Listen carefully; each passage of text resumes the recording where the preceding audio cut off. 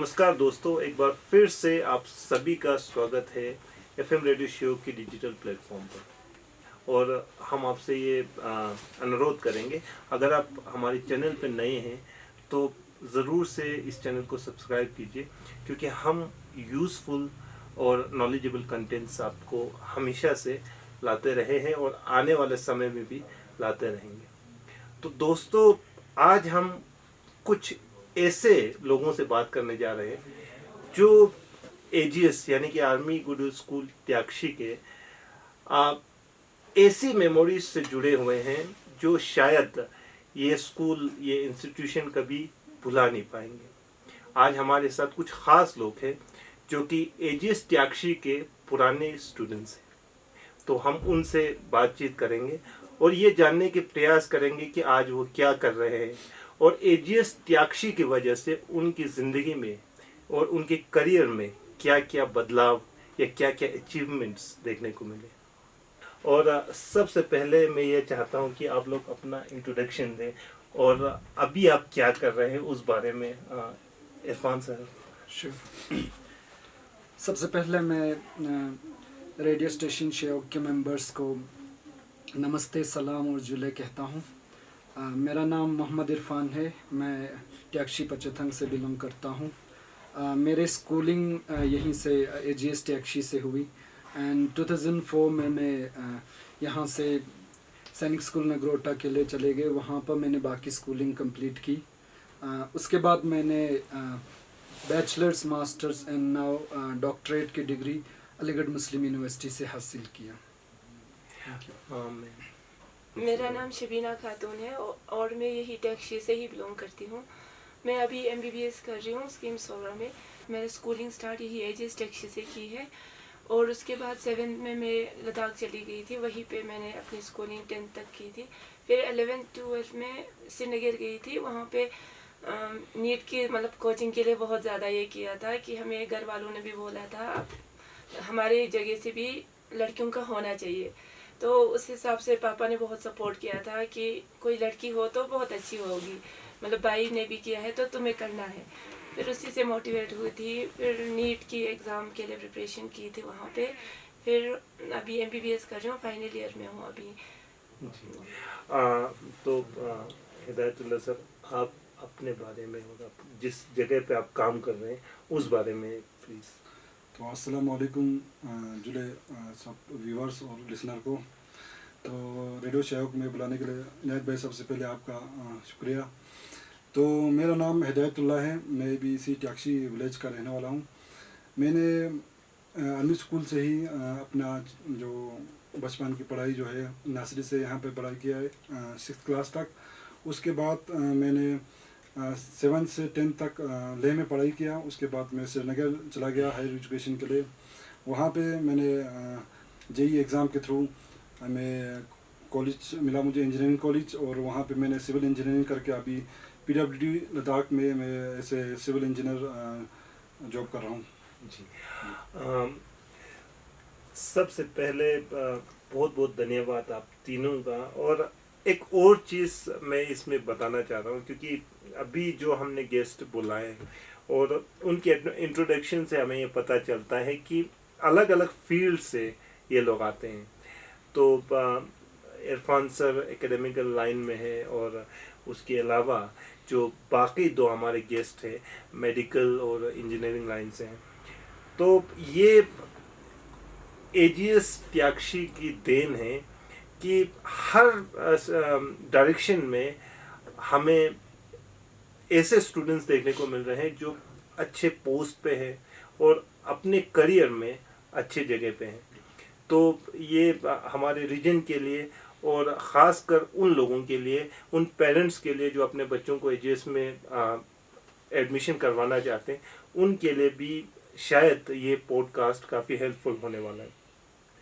तो सबसे पहले इरफान सर, मैं आपसे ये पूछना चाहता हूँ कि आपके ज़िंदगी में एजीएस में एडमिशन लेने के बाद, क्योंकि आप यहाँ से ही पढ़े, तो क्या क्या ऐसे चेंजेस या ऐसे मोटिवेशंस एजीएस से मिले जिसकी वजह से आप ये कह सकते हैं कि ये मेरी लाइफ का टर्निंग पॉइंट था या इस चीज़ ने मुझे ज़िंदगी में हेल्प किया?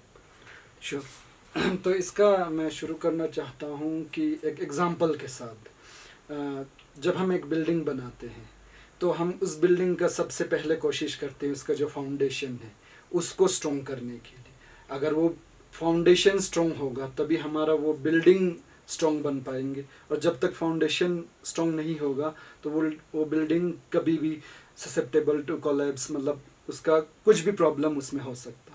तो इसी तरह जो हमारा फाउंडेशन है वो शुरू हुआ था एजीएस टैक्सी से। तो जिस तरह एक बिल्डिंग का फाउंडेशन उसके लिए इम्पोर्टेंट होता है, उसी तरह एजीएस टैक्सी मेरे ज़िंदगी के लिए और करियर के लिए सबसे इम्पोर्टेंट रोल प्ले करता है।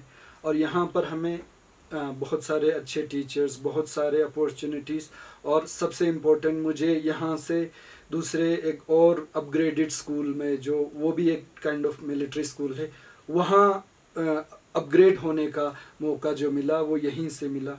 यहीं पर हमें फ्री उस स्कूल के लिए, सैनिक स्कूल के लिए कोचिंग दिया गया, और इस तरह से जो भी मेरा फाउंडेशनल जो शुरू हुआ था वो यहीं से हुआ था। एक ऐसा कहा जाता है कि एक बच्चे के लिए उसका फर्स्ट स्कूल तो ओबियसली उसके पेरेंट्स होते हैं, फिर जो उसका प्राइमरी स्कूलिंग होता है वहीं से उसका सारी करियर का या लाइफ का चेंजेस शुरू होता है। तो इसलिए अटमोस्ट मेरा एक बहुत ही इम्पोर्टेंट रोल प्ले करता है एजीएस टैक्सी जिंदगी में। आपकी बातों से ये पता चलता है कि एजीएस सिर्फ एक स्कूल नहीं बल्कि आने वाले फ्यूचर के लिए एक ऐसे दरवाजे हैं, ऐसे डोर है जहाँ से अलग अलग मौके आपको ज़िंदगी में मिलते हैं। जैसे सर ने बताया कि यहाँ से उनकी जो नेक्स्ट स्कूल थी वो भी एक सैनिक स्कूल ही था, और उसमें एडमिशन इसी स्कूल के थ्रू मिला है। तो मैं आपसे ये जानना चाहता हूँ कि आपके जिस टाइम पे आप स्कूल में पढ़ती थी उस टाइम पे आपकी फेवरेट टीचर कौन थे और क्यों आप उनसे इंस्पायर्ड हो? कोई ऐसा टीचर का अगर आप नाम लेंगे कि जिसने आपकी ज़िंदगी में आपको इंस्पायर किया हो। हमारे टाइम पे ज़्यादातर यहाँ के कोई टीचर नहीं थे, सारे कश्मीर के, या हमारा एक प्रिंसिपल था राजेश मिश्रा। हम उनसे बहुत इंस्पायर होते थे क्योंकि वो उनका सोच ही अलग था कि हर किसी को पार्टिसिपेट करना है, किसी को पीछे नहीं रहना है। उनसे हमें बहुत सीखने को मिलते थे कि वो बोलते थे हमेशा हर किसी को पार्टिसिपेट करना है। उस टाइम पे जितने भी बच्चे थे सब ये थे कि किसी को पीछे नहीं रहना है। ये नहीं कि कोई फर्स्ट आया तो उसी को ही आगे लेके जाना है, बाकियों को छोड़ देना है। उनका यही मकसद था कि हर बच्चे को किसी न किसी चीज़ में आगे ही बढ़ाना है। तो हम राजेश सर से बहुत ये इंस्पायर होते थे उस टाइम पे।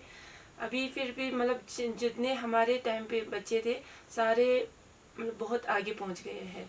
तो हम प्राउडली हर जगह कहते हैं कि हम एजीएस टैक्सी से पढ़ के आए हैं। हिदायत सर, आपने बताया कि आप इंजीनियरिंग करके फिर अभी पीडब्ल्यूडी डिपार्टमेंट में काम कर रहे हैं, तो कब आपको ये लगा कि मुझे इंजीनियरिंग करना है बोल के?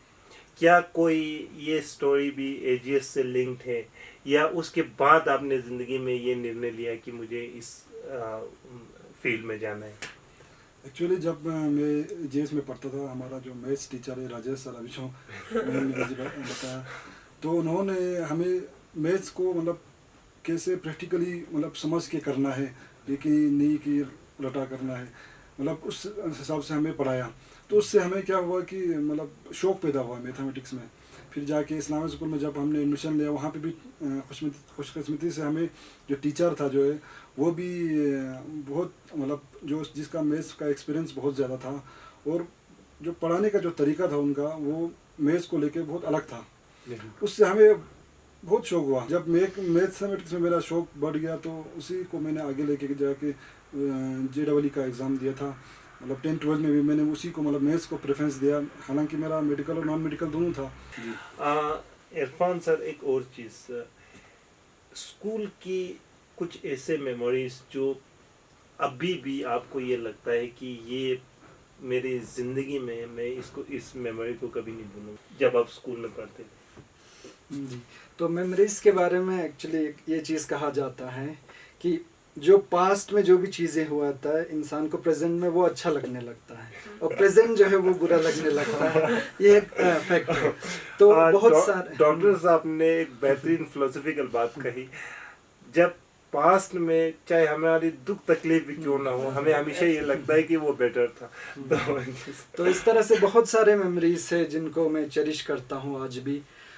उस टाइम तो बच्चे थे तो इतना चीज़ें ज़्यादा पता नहीं था, तो ऑब्वियसली जो भी चीज़ जहाँ पर आप क्लासेस अवॉइड करना पड़े वो चीज़ें ज़्यादा पसंद आता था। तो उस टाइम पे ऑफिसर्स या इवन पॉलिटिकल लीडर्स का बहुत ज़्यादा विजिट होता था। तो उस टाइम पे हमें इवन हमारा यूनिफॉर्म तक जो है इंडियन आर्मी वॉश करके देते थे। तो वही मेमोरीज है कि सुबह सुबह हम अपने प्राइवेट ड्रेस में आते थे और हमें यहाँ अपना वॉश्ड क्लोथ्स मिलते थे, यूनिफॉर्म मिलते थे, वो पहनते थे। और उसमें भी सबसे अच्छी बात ये था जो हमें तो फर्स्ट बैच से था टाइम, हमें तो कंप्यूटर क्लासेस में बिठा दिए जाते थे। तो वहाँ पर हम MS वर्ड से लेकर पेंटिंग से लेकर बहुत सारी चीज़ें सीखते थे। और जब तक कभी कभी उनको चीज़ों को हटाकर हम कुछ वीडियोस वगैरह भी चलाने लगते थे। तो जैसे आपने कहा कि उस टाइम पे 1998 में जब ये ओपन हुआ था, इनॉग्रेट हुआ था, तो शुरू में तो वो आर्मी कैंप पे वहीं पर क्लासेस होते थे, फिर यहाँ शिफ्ट हुआ था। तो आई थिंक 2000 या 2001 तक हमारा यहाँ पर कंप्यूटर क्लासेस शुरू हो गया था। और जैसे आपने कहा कि उसके करीब 10 से 15 साल बाद बाकी स्कूलों में कंप्यूटर का कुछ थोड़ा भी इनिशिएट होने लगे हैं, यहाँ 15 साल पहले ही चीज़ें शुरू होने लगी। तो मैं आपसे ये जानना चाहता हूँ कि स्कूल टाइम पे आपके फेवरेट सब्जेक्ट कौन सा था? उस टाइम पे हमें अरबिक क्लास भी होते थे यहाँ पे आर्मी स्कूल में।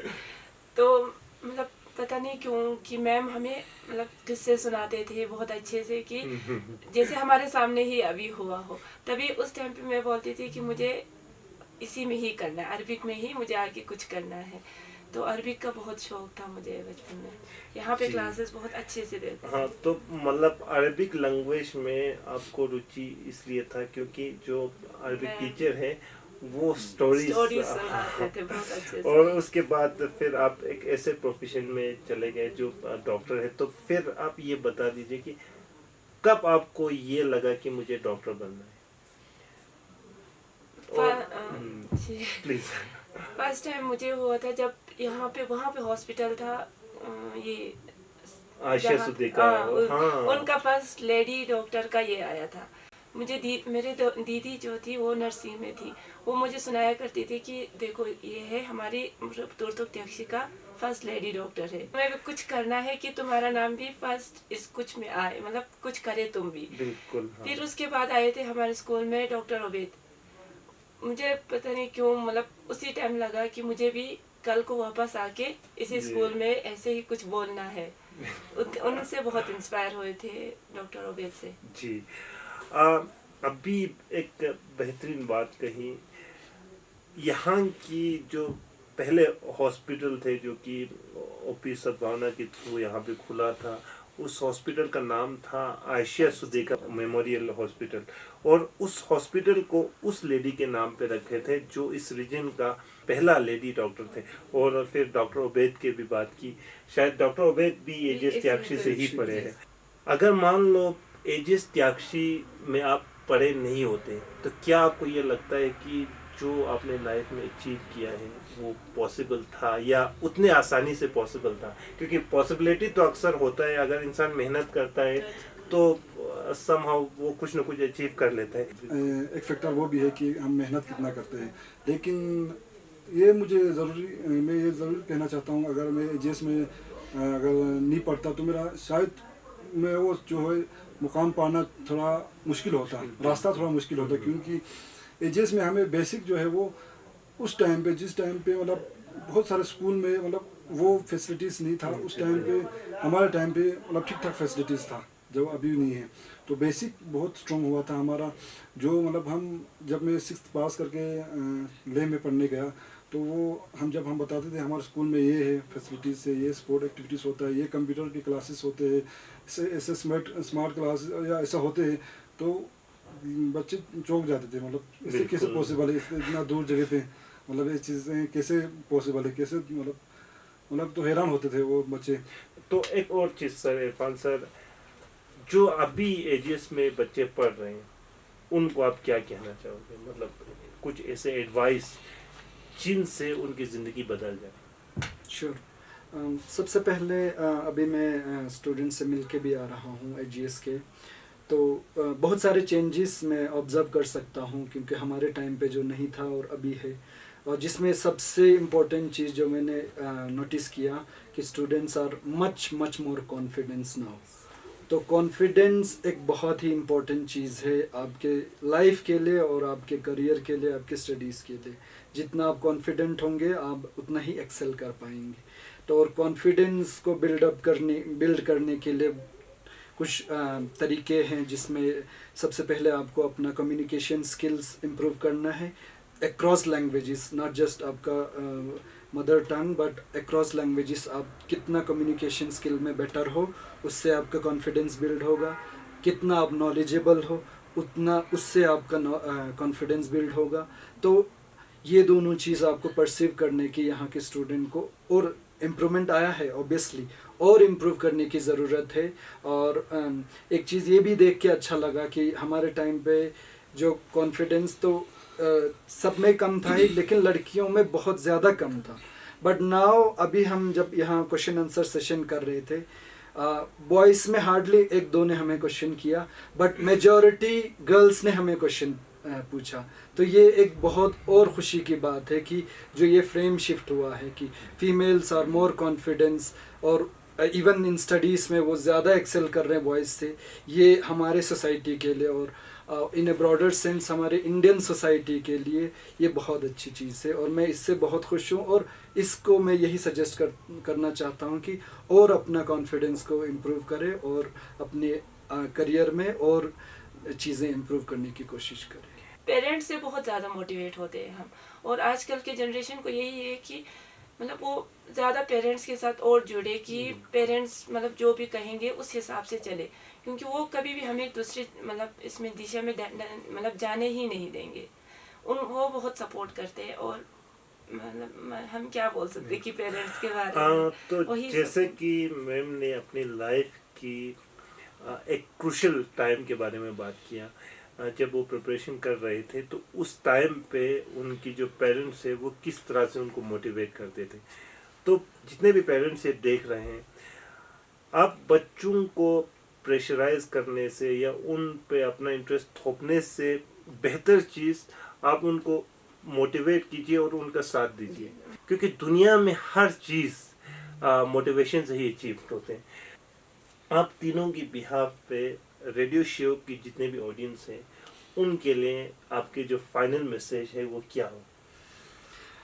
रेडियो शो के व्यूवर्स को हम यही रिक्वेस्ट करना चाहते हैं कि आप इस स्टेशन को, रेडियो स्टेशन को चलाने के लिए आप जिम्मेवार है, क्योंकि ये इनायत साहब यहाँ से पॉडकास्ट बना के टेलीकास्ट या यूट्यूब पे डालते रहेंगे, बट जब तक आप उसको देखेंगे नहीं और जब तक आप चैनल को सब्सक्राइब नहीं करेंगे और वीडियोस को शेयर और लाइक नहीं करेंगे, ये चैनल ग्रो नहीं होगा। और इस चैनल को ग्रो करना, अब क्वेश्चन आता है क्यों ज़रूरी है।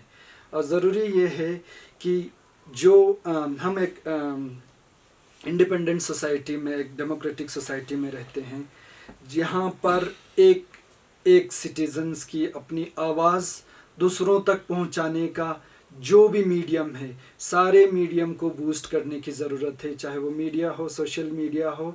और अभी जब हम तीनों की आवाज़ आप लोगों तक पहुंच रहे हैं, कल कोई और आएंगे, कोई जॉब करने वाले आएंगे, कोई टीचर आएंगे या कोई ऑफिसर आएंगे, उनकी आवाज़ पहुंचेंगे, या कोई इवन कोई फार्मर आएंगे, कोई वर्कर आएंगे, उनकी आवाज़ तक लोगों तक पहुंचाने का जो मीडियम है, ये इनायत साहब ये काम कर रहे हैं। तो मेरा फिर से आप लोगों से रिक्वेस्ट है कि आप शेयर करें, सब्सक्राइब करें और लाइक करें। आप हमेशा से मैं ये बोलता रहूँगा कि सब्सक्राइब करो, लाइक करो, तो शायद आपको भी अच्छा नहीं लगेंगे लेकिन somehow इरफान सर ने बेहतरीन तरीके से बोला। तो आप तीनों का तहे दिल से धन्यवाद हमारे साथ जुड़ने के लिए। FM Radio Shiok 89.2 megahertz per